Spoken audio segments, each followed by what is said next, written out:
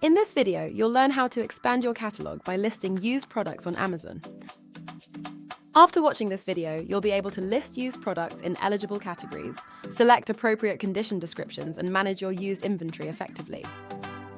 Used products are returned, pre-owned, or open-box items that meet Amazon's quality standards. You can list used items in most categories, including high-demand areas like books, electronics, and home goods. Before listing used products, verify category eligibility in Seller Central's Used Items Condition Guidelines. Getting started is simple and integrates with your existing Amazon business.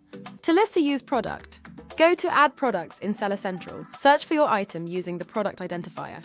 Select Used from the Condition drop-down menu and choose the specific condition that matches your item. Click Sell this product. Complete your offer details, including your competitive price. Amazon offers 4 condition options for used products. Like new, no signs of wear. Very good, minor wear from normal use. Good, shows moderate wear but remains fully functional. And acceptable, shows significant wear but meets functionality requirements.